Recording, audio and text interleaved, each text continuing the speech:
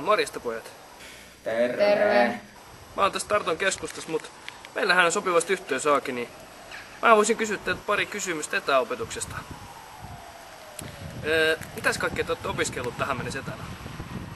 Arvuottia. Arvuottia. Meillä on Ruotsi ollut jo pitkään 12 vuotta etänä. Turun normaalikoulu siinä hyvänä etäopetusammattilaisena antaa sitä.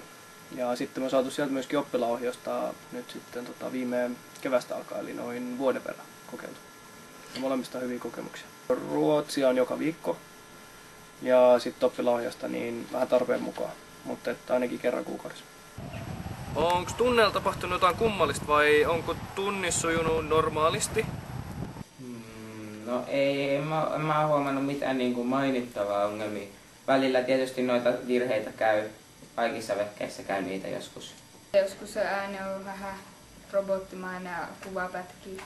No varmaan oppilaalle hauskaa silloin, kun ei saatu avustajalle paikalla ja yhteys ei toimikaan, niin heille tulee vapautuvuutta. Sitten saa pelata rauhassa tietokoneella vaikka ja ei tarvitse tehdä koulutöitä. Se on varmaan heille mieleen. Kuuletteko te nyt mut hyvin? Joo. Ihan hyvin. Onko etäopetus hyvä tapa oppia? Joo. Joo, on sehän. Ja entäs missä aineessa se toimii ja missä ei? Kaikissa aineissa. Kielistä on ihan hyvä. Kielessä tulee vähemmän uusia asioita, niin sit se lopuksi sujuu hyvin ja ei tarvitse opettaa apua. Liikunta on ainakin hirveän vaikea opetella ja opiskella etänä, koska sehän on käytännössä Mahdotonta. Niin. Musiikissa pitää olla opettaja mukana, joka opettaa sua kädestä pitäen sitten. Niin. Puollaan. Kertokohan mulle, että missä aineissa etäopetusta voisi vielä kokeilla? No uskontohan tuohon liittyy. Eli mietitty, että myöskin niin kuin etäkoe. Joko niin, että oppilaat täyttää sitten sen vaikka, onko se sitten Word-pohjainen joku tiedosto ja kirjoittaa vastaukset siihen ja lähettää sitten sen opettajalle.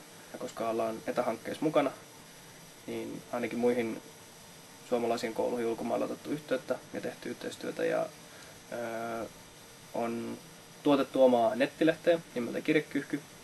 Ja tämä osa hanketta on mennyt mukavasti eteenpäin. On saatu tekstejä, oppilaiden kirjoittamia tekstejä joka puolelta. Entäs sanokaas vielä lopuksi, että minkä takia etäopetusta pitäisi kokeilla?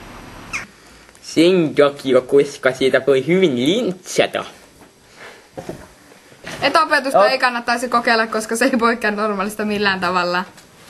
No, hyviä puolia just tämä verkostoituminen, opetusresurssien jakaminen. Yksi opettaja voi opettaa oppilaita, jotka fyysisesti sijaitsee monessakin paikassa isojen etäisyyksien päässä. Ja jokaisen koulun ei tarvitse siis olla palkkaamassa omaa henkilökuntaa, vaan voidaan tämän yhden opettajan tietotaitoa jakaa useammalle. Myöskin tämmöinen tietoteknisen puolen kehittyminen ja sen käyttäminen niin kuin oppilaiden puolelta, että heille kehittyy kokemus ja taidot, niin se on tietenkin positiivista. Okei, hyvää työtä pojat. Mä tuun tästä kanssa sisälle, niin voidaan jatkaa yhdessä ton Angry Birdsin pelaamista.